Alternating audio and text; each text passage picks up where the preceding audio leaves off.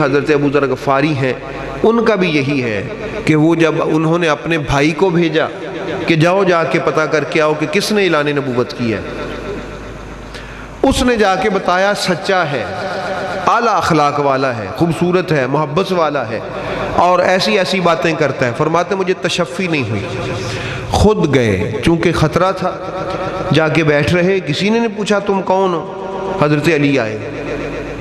پہلی ملاقات ہی حضرت ابو ذر غفاری کی مولا علی علیہ السلام سے ہوئی، پہلی ملاقات ہی مولا علی سے ہوئی۔ فرمایا بھی تم کوئی مسافر ہو، ایسا کرو میرے ساتھ آ جاؤ۔ اپنے ساتھ لے گئے، کھانا کھلایا، ٹھہرایا، رات رکے، کوئی بات ہی نہیں کی مولا علی نے کہ کیوں آئے ہو، وجہ کیا ہے، کہاں سے آئے، کوئی نہیں پوچھا۔ دوسرا دن پھر ہوا، مولا علی نے دیکھا بھی یہ تو وہی بندہ ہے، پھر بیٹھے ہوئے ہیں، پھر فرمایا تم میرے ساتھ آ جاؤ، ساتھ ہی آ گئے، پھر کھانا کھلایا، رکھا، رات کو جگہ دی، کوئی بات ہی نہیں کی۔ اگلا دن پھر آ گیا تو مولا علی علیہ السلام پھر ساتھ لے آئے۔ اس دن پھر پوچھا کہ بھئی بابا تم مجھے اپنا مقصد بتاؤ کہ تم باہر سے آئے ہو، مقصد کیا ہے؟ انہوں نے کہا کہ مسئلہ یہ ہے کہ میں سیکیور نہیں فیل کر رہا تمہیں بتانے میں۔ انہوں نے فرمایا تم بتاؤ، میں تمہاری مدد کروں گا۔ انہوں نے کہا یار میں نے سنا ہے کہ یہاں کسی نے نبی ہونے کا دعویٰ کیا ہے۔ ان کے ہاں کیا ہے۔ کہتے میں یہ دیکھنے آیا ہوں کہ وہ سچا بھی ہے کہ نہیں۔ مولا علی علیہ السلام نے فرمایا اس سے سچا کون ہو سکتا ہے؟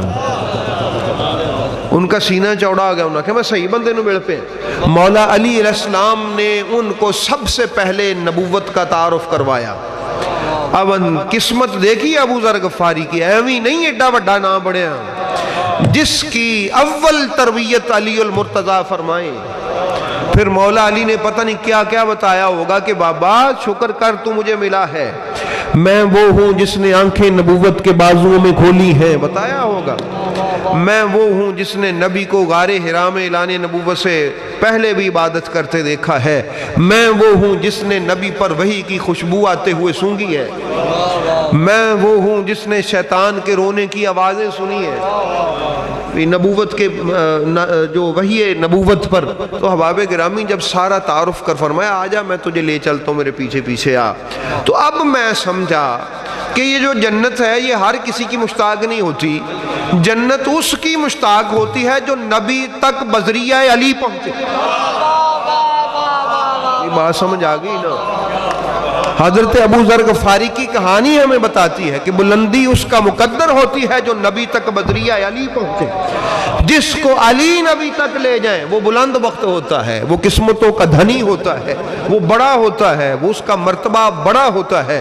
اس کے بارے میں پھر نبی کو حق ہے کہ نبی پاک اصحاب کو جمع کر کے کہے اے میرے صحابہ، اس روئے زمین پر انبیاء کے بعد اگر سب سے سچا بندہ دیکھنا ہو تو میرے ابو ذر غفاری کو دیکھ لو، جو نبی پاک سرکار تک بذریعہ علی پہنچے وہ حضرت ابو ذر غفاری ہیں۔ اسی لیے رسول پاک سے پوچھا تھا جنت نے کہ یا رسول اللہ وہ ابو ذر کب آئے گا؟ حضرت ابو ذر غفاری سرکار کے وہ صحابی ہیں جنہوں نے بڑی تکلیفیں اٹھائیں، نبی پاک سے جا ملے، حضرت علی علیہ السلام سے پہلے تعارف کیا، پھر رسول پاک کے پاس چلے گئے، کلمہ پڑھا تو سیدھا سادہ آدمی تھا، رکھ رکھاؤ آتا نہیں تھا، بالکل سٹریٹ فارورڈ تھا۔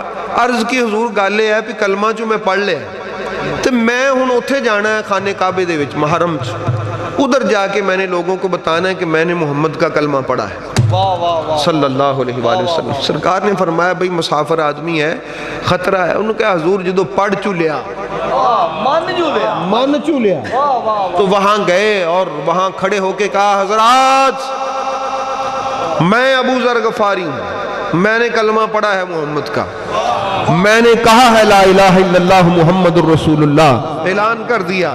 اور یہ دوسرا بندہ ہے جس نے یوں ان کو مخاطب کر کے کہا کہ میں نے کلمہ پڑھا ہے۔ تو احباب گرامی اور ایک روایت حضرت ابوبکر صدیق کے بارے میں بھی ایسی ملتی ہے، لیکن وہ ان سے بعد کی روایت ہے، ٹھیک ہے، جو اول جہاں شروع میں جنہوں نے اس طرح دھڑلے کے ساتھ کفار کے نرغے میں کھڑے ہو کے کہا اور پھر انہوں نے مارا۔ حضرت عباس نے فرمایا یہ بنو غفار کا آدمی ہے، تمہیں شام کو قافلہ تمہارا نہیں گزرے گا، اس کو چھوڑ دو۔ تو کفار وہ مجبور ہو گئے کہ ہمارا راستہ نہ بند ہو جائے، تو اس وقت پھر اس نبی کے ملنگ نے کھڑے ہو کے کہا اشہد ان لا الہ الا اللہ واشہد ان محمدًا عبدہ ورسولہ، تو میں نے یہ اعلان کیا ہے۔ یہ حضرت ابو ذر غفاری تھے۔ تو احباب گرامی یہی حضرت ابو ذر غفاری ہیں۔